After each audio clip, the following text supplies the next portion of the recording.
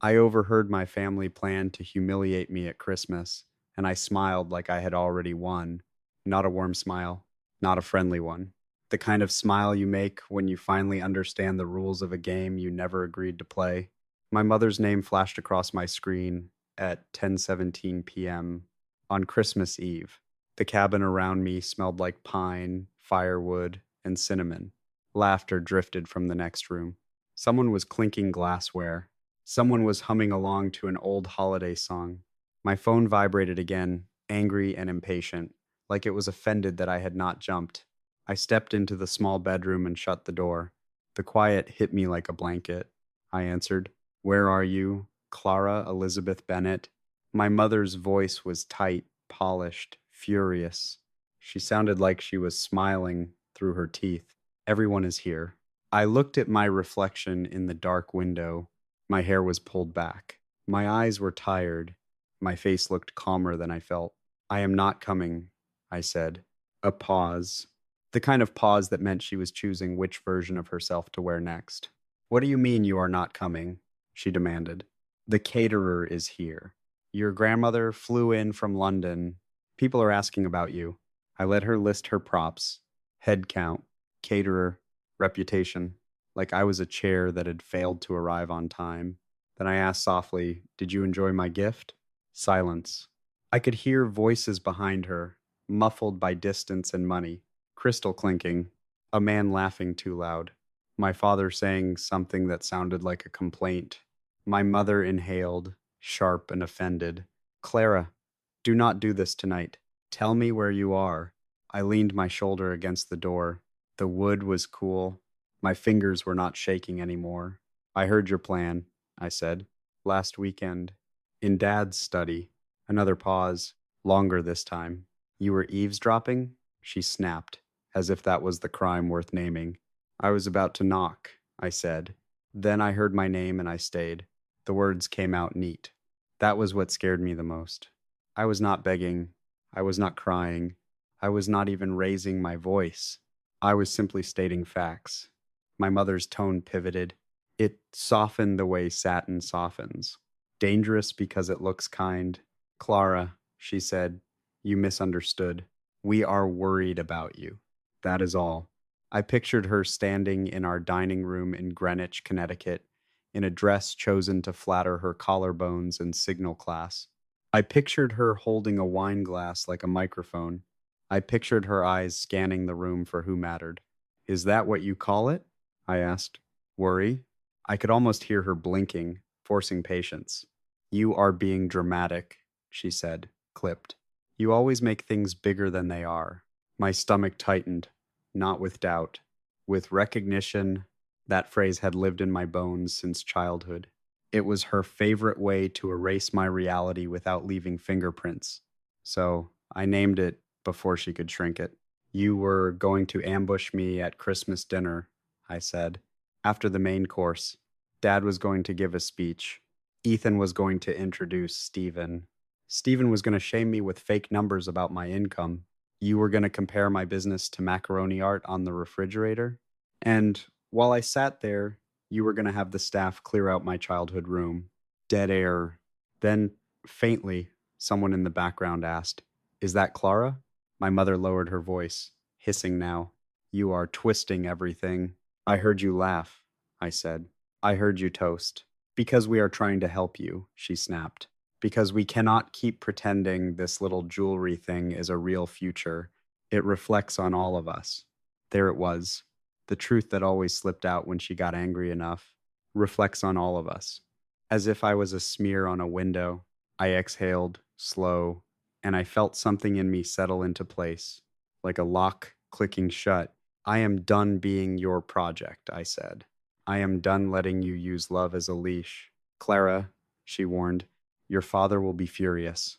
"Let him be furious," I said. "It does not pay my rent. It does not pay my payroll. It does not make my life smaller anymore." The words tasted strange, powerful, like I had stolen them back. My mother made a sound in her throat that was half outrage, half disbelief. "If you do not show up, there will be consequences." The old me would have flinched. The old me would have scrambled to fix it. The old me would have driven through the snow just to sit at that table and swallow humiliation with a smile. Instead, I asked, calm as a blade, what consequences? She did not answer, because she could not, because the threats were dead on arrival. She could not cut me off financially. I had not taken a cent since graduation. She could not take my room. She had already planned to. She could not ruin my reputation. She had spent years doing that with a laugh and a sigh at country club lunches. I heard her inhale again, sharper. I imagined her face tightening. Where are you? She demanded one last time. I smiled again. Not because it was funny, because I finally understood that she did not want to know where I was. She wanted to know where she still owned me. I am with people who do not need to humiliate me to feel powerful, I said. Merry Christmas, Mother. Clara. I ended the call. The screen went dark. The room was quiet except for the faint crackle of the fire outside the door. I stared at my phone until it stopped feeling like a weapon in my hand and started feeling like a simple object again. Then I put it face down on the dresser. My throat burned. My eyes stung. Not because I regretted what I said, because I could still hear their laughter in my head like a song I hated but knew all the words to. A week earlier, I would have told you Christmas was my favorite holiday. I would have said it with a stupid, hopeful glow, like a child talking about magic. I grew up in the Bennett household where December was not a month. It was a performance season. My parents' colonial estate in Greenwich had 6 bedrooms, a grand staircase made for photographs, and a dining room that could seat 22 people without anyone's elbow touching. Every year, my mother hired professional decorators to turn it into something that looked like it belonged in a glossy magazine. White lights outlining every roofline, wreaths perfectly centered on every window, 2 matching trees flanking the front door like guards. It was flawless. It was cold. And as the black sheep of the family, I learned early that flawlessness was the price of admission. My father, Richard Bennett, built his investing firm from nothing, which meant the world treated him like a hero. My mother, Margaret, came from old money and lived on charity boards like they were oxygen. My brother, Ethan, followed my father's path so perfectly people assumed he had been born in a suit. My sister, Olivia, became the kind of corporate attorney my parents could brag about at dinners without adding an apology afterward. Then there was me, Clara Bennett, the daughter who took a metalsmithing elective at Columbia University and discovered that I felt more alive with a torch in my hand than I ever did in a lecture hall. My family called it a phase. They called it a hobby. My mother called it cute in public and embarrassing in private. Still, I built it. 6 years of ramen dinners, 16-hour days, blistered fingers, and quiet fear. I rented a tiny workshop in Brooklyn. I made pieces until my shoulders ached and my eyes blurred. I learned pricing, sourcing, inventory. I learned how to negotiate with boutiques without sounding like a girl playing dress up. Clara Designs became real. My family did not notice. Or worse, they noticed and chose to pretend it was nothing. This year, in a moment of weakness that felt like hope, I decided to try harder. Relatives were flying in from the West Coast and Europe. My grandmother, Eleanor Bennett, was traveling from London. My mother sounded excited on the phone when she told me, like she was planning a coronation. We need to show a united family front, she said. That phrase should have warned me. Instead, it hooked me, like it always did. So I spent months making gifts, not generic gifts, not department store gifts, pieces built from memory, cufflinks etched with the pattern from my father's first business card, a necklace shaped like my mother's favorite flowers, bracelets for Ethan and Olivia with tiny symbols from our childhood, hidden where only they would see them. I even upgraded my packaging. New business cards, gold foil, clean, elegant, something that said, "Look, I belong here." On December 18th, I drove my used Subaru from Brooklyn to Greenwich and pulled into my parents' circular driveway at 2:15 p.m. The mansion was already lit up like a staged miracle. Landscapers were still outside, adjusting decorations like the house was a bride who needed one last pin in her veil. Rosa, our housekeeper, answered the door. She smiled at me like I was a person. "It is lovely to see you, Miss Clara," she said. I almost cried right there, which should tell you how starving I was for basic warmth. "My mom is in the kitchen with Olivia," Rosa added. "The caterer is there." I walked in and felt the familiar hush of that house. Everything polished, everything arranged, no stray shoes, no clutter, no evidence that anyone lived there unless you counted the scent of money. In the kitchen, my mother and Olivia stood over a tablet with a man in a chef coat. They barely looked up.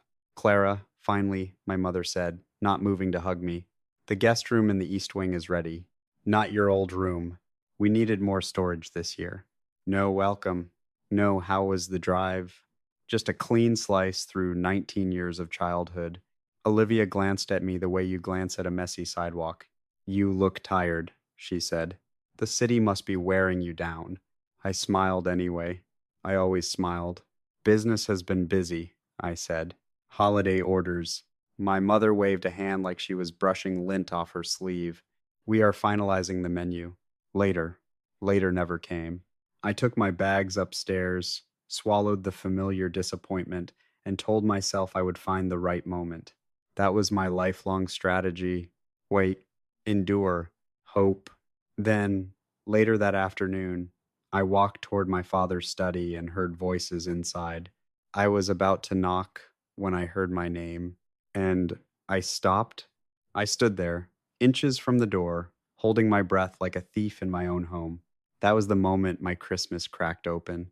Because it was not just one cruel comment, it was a plan, a coordinated performance, a public humiliation packaged as love. And while they practiced lines to dismantle me at the dinner table, they were already emptying the room where my younger self had once believed she was safe. I backed away from the door without making a sound, and that was the moment I realized they were not just planning a dinner, they were planning an erasure.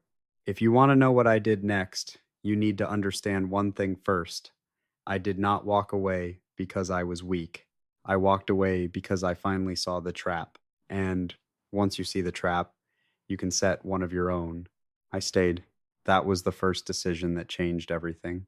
Every instinct in my body told me to grab my bag, slip out the back stairs, and drive until the house shrank into something harmless in my rearview mirror. I had done that before. Quiet exits, clean disappearances, survival by absence. But this time, I understood something I had not understood before. Leaving immediately would let them keep the story. So I stayed long enough to make sure the right person saw the truth. Downstairs, the house moved like a machine warming up. Staff drifted through hallways with trays and clipboards. The scent of roasted meat and citrus peel hung in the air. Somewhere, glass chimed against glass. My mother's voice carried easily, confident, practiced, as she orchestrated the evening like a general arranging troops. I washed my face in the guest bathroom and stared at myself in the mirror. My eyes were red, but steady. My mouth felt unfamiliar without the reflexive smile glued to it. I practiced breathing until my pulse slowed. Then I went back downstairs. In the kitchen, Rosa was loading silverware onto a cart. Her movements were efficient, quiet. She glanced up when she saw me, and her eyes softened in a way that made my chest ache. "They want the old room cleared during dinner," she said quietly, not looking at me. "Mrs. Bennett gave instructions this morning." My jaw tightened. I nodded once. "Can you—" I hesitated, choosing each word carefully. "Can you leave the photo albums and the small wooden box on the dresser?" Rosa paused, her lips pressed together. "I already did," she said. "They are in the linen closet upstairs." Safe. My throat burned.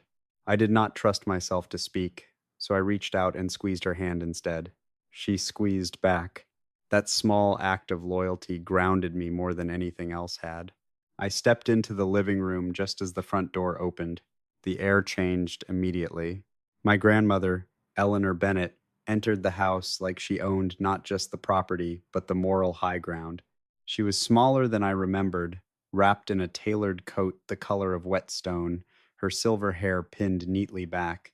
She leaned on a cane more for ceremony than need. Conversations dipped, postures straightened. My mother rushed forward, radiant. "Mama," she sang, "you made it." "I said I would," Grandma replied dry. Her accent clipped the words into something sharp and precise. She looked past my mother and her gaze found me. She held it. "Clara," she said. I stepped forward and hugged her, carefully, breathing in her familiar lavender scent. She held me longer than necessary, longer than polite. "You look thinner," she said, but clearer. No one had ever said that to me before. "I am happy to see you," I said, and meant it. Her eyes flicked to my mother, who was already arranging her face into something watchful. Grandma did not comment. She rarely wasted words on people who did not listen. As more guests arrived, I moved through the room like a ghost wearing my own skin. I smiled when required. I answered questions with neutral, unprovocative phrases. I kept my hands busy helping staff pass appetizers, which earned me a look of irritation from my mother and a look of gratitude from Rosa. Olivia cornered me near the fireplace. "You are very quiet tonight," she observed.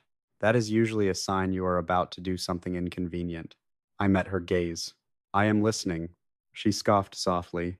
"Well, do not take anything personally later. Everyone wants what is best for you." I wondered if she could hear herself. Across the room, I saw my father speaking to a man I recognized from family gatherings. "Stephen?" The financial advisor Ethan had mentioned. He held himself like a prop, confident, unquestioned, already assuming his role. My stomach tightened again, but this time I did not shrink. I watched my grandmother watch the room. She noticed everything: the way my mother steered conversations away from me, the way Olivia corrected people when they complimented my dress, the way my father glanced at his watch, impatient like he was waiting for a cue. At one point, Grandma joined me by the window. "You are being very polite," she said. "It looks painful." I almost laughed. "I have had a lot of practice," I said. She hummed thoughtfully. "Margaret mentioned you are still doing your creative work." I braced myself, then stopped. "Yes," I said simply. "I run my own business." Grandma nodded. "Good." That was all. No califier, no pity, no correction, just good. Dinner was announced shortly after. We moved into the dining room, the long table set with surgical precision. Crystal glasses caught the light. Place cards marked where everyone belonged. I noticed, with a small internal flinch, that my seat had been positioned perfectly, not at the end, not among the children, right where everyone could see me. A stage. As we sat, my mother clinked her glass lightly, smiling. "Before we begin, I just want to say how special it is to have everyone here this year." Her eyes flicked to me, brief and assessing. "We are a family," she continued, "and families look out for each other." My grandmother set her napkin in her lap and said nothing. The first course passed in a blur of small talk and forced cheer. I barely tasted the food.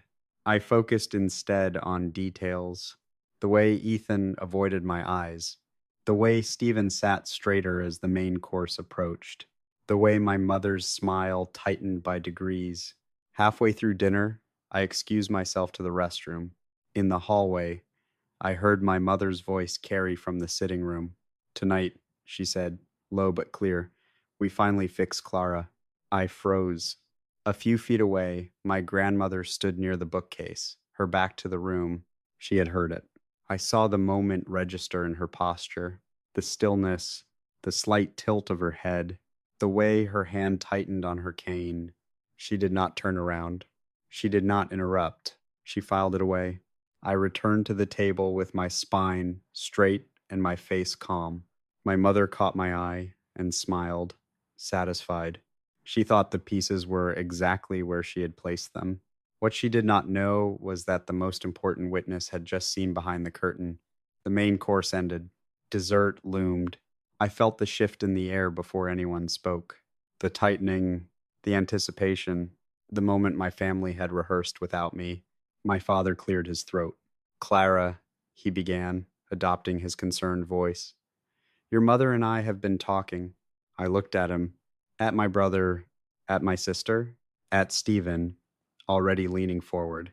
Then I glanced at my grandmother. She met my eyes and gave the smallest nod, not approval, permission. And that was when I understood I did not need to raise my voice. I did not need to defend myself. I just needed to let them speak. Because once they did, there would be no unseeing it. And once my grandmother decided something was cruel instead of loving, she did not argue. She corrected. The knife was already on the table. They just did not realize who was holding it yet. The room went quiet in the way it only ever does when someone with power believes they are about to be generous. My father folded his hands on the table, the picture of calm authority. He waited until every fork was down, until the staff had retreated, until there were no distractions left to steal focus from what he was about to do. Clara, he said gently, we love you. There it was. The opening line, the velvet glove. I kept my gaze steady. My heart beat hard but slow, like it had finally found a rhythm it could trust. We have been worried about you for a long time, he continued. About your future, about your stability, about whether what you are doing is truly sustainable. My mother nodded beside him, lips pressed together in a practiced expression of maternal concern. Olivia leaned back in her chair, arms crossed, eyes sharp. Ethan stared down at his plate as if the china might crack open and swallow him whole. Then Stephen cleared his throat. The sound was small, polite, deadly. I was asked to take a look at some basic projections, he said, smiling in my direction like he was doing me a favor.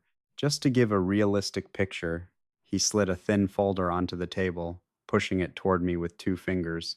Based on available information, he said, and a conservative estimate of expenses, it appears Clara is earning approximately $35,000 per year. That is not accounting for health insurance, retirement, or long-term growth. The words landed exactly where they were meant to. A few people shifted in their seats. Someone inhaled sharply. Someone else murmured something sympathetic. My mother sighed, softly. We are not saying this to shame you, darling.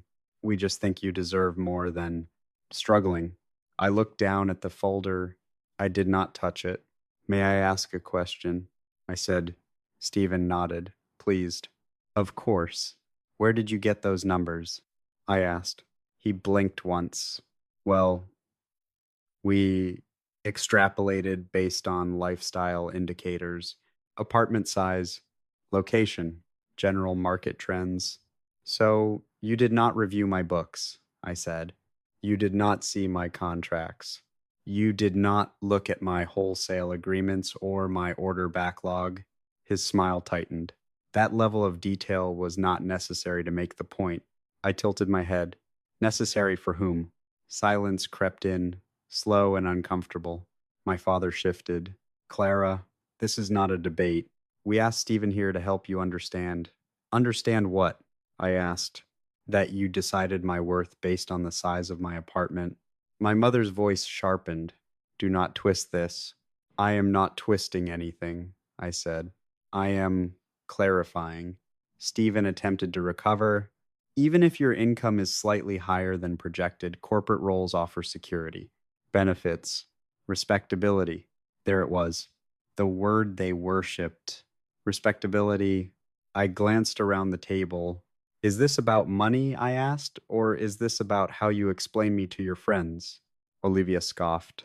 You are being defensive. I am being accurate, I said. My mother's patience snapped. This little jewelry business, she said, smiling thinly, is like the macaroni art we used to hang on the refrigerator. Sweet, creative, but not something you build a life on. A few people laughed, uncertain and relieved to be given permission. Something in me went still. Not numb, not broken, clear. I looked at my grandmother. She had set her fork down. The sound was soft, but it carried. Macaroni art, she repeated. My mother turned toward her, startled. Mama, it was just an analogy. An unkind one, Grandma said calmly. She looked at Stephen. You are a financial advisor? He nodded, suddenly less confident. Yes, ma'am. And you thought it appropriate, she continued, to evaluate my granddaughter's life without asking her a single question? Stephen flushed. I was invited. Yes, Grandma said. Invited to a Christmas dinner. The word hung there. My father leaned forward. Mother, we are trying to help Clara. You know how competitive the world is. Grandma turned her gaze to him. I do. I also know the difference between guidance and cruelty. My mother stiffened. Cruelty is a strong word. It is an accurate one, Grandma replied. The room felt smaller, tighter, like the walls were inching in. May I see the gifts? Grandma asked suddenly. There was a ripple of confusion. The gifts? My mother echoed. Yes, Grandma said. The ones Clara made. Rosa appeared almost immediately, as if summoned by something deeper than sound. She carried in a tray of carefully wrapped boxes, each one understated and elegant. My mother hesitated, then smiled, forced. Of course. One by one, the gifts were passed around. My father opened his cufflinks. He frowned despite himself. The design caught the light, subtle and refined. He turned them over, recognizing the pattern. His old business card, his fingers paused. My mother opened her necklace. The flowers were delicate, the craftsmanship undeniable. She ran her thumb over the metal, her breath hitching before she could stop it. Olivia's bracelet slipped onto her wrist like it had always belonged there. She stared at it, silent. Around the table, murmurs grew. Compliments slipped out before people could remember they were supposed to be unimpressed. These are extraordinary, someone said. I had no idea, another added. Grandma took her box last. Inside was a simple locket. When she opened it, she froze. Inside was a tiny engraving, the Bennett crest, and beneath it, almost hidden, a single line, on my terms. Grandma closed the locket and looked at me. You made this? She asked. Yes, I said. She nodded once. Then she stood. Everyone followed suit, chairs scraping back in confusion. I have seen enough, Grandma said. My mother opened her mouth. Mama, please. No, Grandma said, gently but firmly. I will not dress this up. What I witnessed tonight was not concern. It was control. It was humiliation. She looked around the table, and I will not reward it. The color drained from my mother's face. What are you saying? My father asked. I am saying, Grandma replied, that after dinner, I am making a phone call. She picked up her cane, and by midnight, she added, her eyes settling on my mother, this family will look very different. No one spoke. No one breathed. My mother's lips trembled. You cannot mean Grandma raised a hand. Do not test me. She turned to me then, her expression softening. Clara, she said, come sit with me after. I nodded. As she left the room, the spell broke. Voices erupted. Chairs shifted. My mother grabbed my arm, nails digging into my skin. What did you do? She hissed. I met her gaze, steady. Nothing, I said. I let you speak. And as I pulled my arm free, I realized something that made my knees almost give way. They had planned this dinner to end me.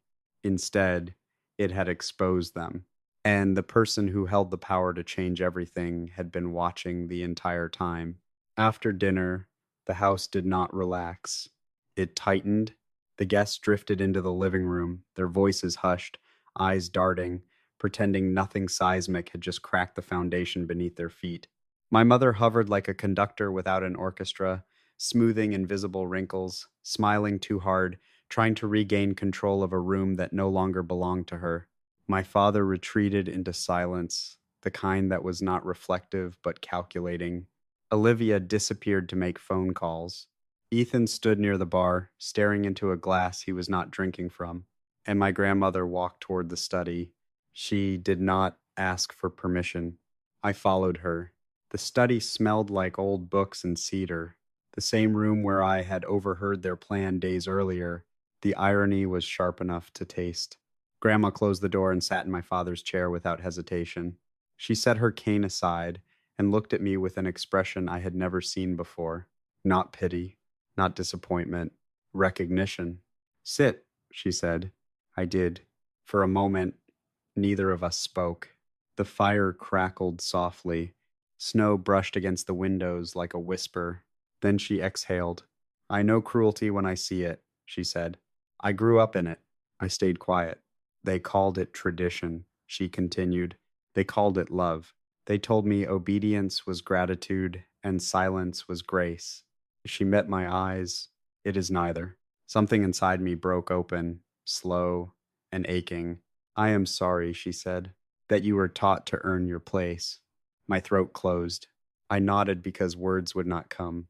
Grandma reached for the phone on the desk. I am calling my solicitor, she said. And the estate attorney in New York? My pulse spiked. You do not have to do this. She smiled faintly. I know. That is why I am. She put the call on speaker. Her voice shifted, precise and commanding. Names were exchanged, procedures confirmed, a codicil drafted, witnesses required. Daniel, she called toward the door. My uncle appeared almost instantly, his face pale but resolved. You will witness, Grandma said. He nodded. And you, she added, glancing toward the hall. My cousin stepped in, confused but compliant. Papers were printed, documents laid out. The air felt ceremonial, heavy with consequence. What exactly are you changing? My uncle asked carefully. Grandma did not look away from the page as she signed. Control, she said. The word landed like a gavel. She amended the trust, not a dramatic redistribution of money, not a spiteful disinheritance, something far more dangerous. She transferred authority, primary control of the Bennett family trust, oversight of discretionary distributions, final approval rights to me, with conditions written in clean, unforgiving language, no interference in my career, no coercion, no public humiliation disguised as guidance. Violation meant removal, immediate, permanent. When she finished, she set the pen down and leaned back. It is done, she said. The knock on the door came seconds later. My mother did not wait for permission. She burst in, breathless. Mama, what is happening? Grandma turned her chair to face her. I am correcting a mistake, she said calmly. My mother's eyes flicked to the papers, to my name. Her face drained of color. You cannot, she whispered. That trust is the backbone of this family. Yes, Grandma replied. And backbone requires a spine. My father appeared behind her, jaw tight. Mother, this is excessive. Grandma looked at him like he was a disappointing employee. You allowed your daughter to be humiliated at your table, she said, on Christmas. You invited a stranger to audit her life like a spectacle. He bristled. We were helping. You were asserting dominance, she corrected. And I will not finance it. Silence fell. Olivia stepped forward, voice sharp with panic. Think about appearances. Grandma smiled, cold. I am. She stood, papers in hand. From this moment forward, she said, any attempt to shame Clara will cost you. Socially, financially, permanently. My mother's composure shattered. You are choosing her over us? She demanded. Grandma turned to her slowly. I am choosing decency, she said. You are free to follow. I felt something settle in my chest. Heavy, solid. I stood. I am not asking for reconciliation, I said. I am setting boundaries. My mother laughed, brittle. You think this makes you powerful? I met her gaze. No, I think it makes me safe. I left the study without another word. Outside, the night was cold and clean. Snow fell steadily, erasing footprints as quickly as they formed. My phone vibrated. A message from Ethan. Asterisk, I did not know it was this bad. Call me when you are ready. Asterisk, I stared at the screen, breath fogging the air. Then I slipped the phone into my pocket and walked toward the car. Behind me, the mansion glowed like a museum after hours. Beautiful, untouchable, no longer mine. For the first time, That felt like freedom, and I drove away knowing the hardest part was not what I had lost. It was deciding who I would let back in. Christmas morning did not arrive with trumpets or perfection. It arrived quietly. Light slipped through the curtains of the small cabin like it was asking permission. The fire had burned down to warm embers. Someone had left a mug on the table. A thin ring of coffee dried at the bottom. The air smelled like pine and wool and something sweet still lingering from the night before. I lay there for a moment, listening. No clinking china, no heels on marble, no voice telling me where to sit or how to behave, just breathing, real, unguarded breathing. I got up slowly, my body heavy in a way that felt earned instead of punished. When I opened the door, Emily was already awake, curled up on the couch with a blanket and a book she was not reading. She looked up and smiled. "You survived. So did Christmas," I said. We laughed, soft and honest. We exchanged gifts without ceremony. Nothing extravagant. A scarf she had knit herself. A notebook bound in leather because she knew I wrote when I was trying to untangle something inside my head. I gave her a small pendant I had made late one night, shaped like an open cage. She did not ask me to explain it. She understood. Later, as snow fell in clean, steady lines outside the window, my phone buzzed on the table. Messages, one after another, cousins I barely knew thanking me for their gifts. An aunt apologizing for not speaking up sooner. A text from my grandmother, short and precise. Asterisk rest today. We will speak after the holiday. Asterisk I read it twice. Then I turned the phone face down. For once, the world could wait. Back in Greenwich, I knew the house would feel different now. The walls would still be polished, the decorations would still glow, but something essential had shifted. The illusion that control could pass for care had cracked, and no amount of money could seal it back together. My mother would tell her version of the story. She always did. An emergency, a misunderstanding, a dramatic daughter who overreacted. It would protect her image while erasing my choice. My father would retreat into spreadsheets and strategy, searching for leverage that no longer belonged to him.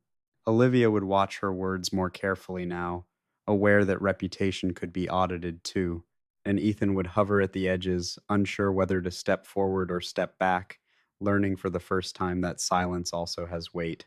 As for me, I returned to Brooklyn 2 days later with a lighter chest and a clearer spine. My apartment greeted me like an old friend. The walls still held framed press clippings and customer notes. The workbench still bore tiny scratches from years of trial and error. The photo albums Rosa had saved waited patiently on my shelf, proof that my past had not been successfully erased. I opened my laptop. An email sat unread, one I had been afraid to answer before Christmas. A major retailer wanted to feature my spring collection, national distribution, real numbers, real growth. I read it slowly this time, then I accepted. Work followed, not frantic, not desperate, focused, purposeful. I signed a lease on a larger studio space with windows that let the light pour in like encouragement. I hired 2 part-time assistants. I said no to orders that did not align with my values. I said yes to ones that did. The business did not save me, but it reflected me. Weeks later, I met Ethan for coffee. Neutral ground, public place, boundaries intact. He apologized without excuses. It was awkward, incomplete, real enough to matter. I did not promise forgiveness. I promised honesty. That was more than my family had ever offered me. My grandmother and I spoke on the phone one evening in January. She did not ask me to thank her. She did not ask me to reconcile. She asked about my work, my plans, my happiness. "You do not owe anyone your diminishment," she said before we hung up. "Remember that. I do." Christmas did not fix my family. It freed me from the lie that it was my responsibility to. I learned something essential that season, something no intervention, dinner, or financial projection could ever teach me. Love does not humiliate. Concern does not perform.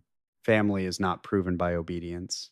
Sometimes the most loving thing you can do is refuse to sit at the table where you are only welcome as a cautionary tale. Last Christmas, I did not gain approval. I gained myself, and that was the first gift that ever lasted.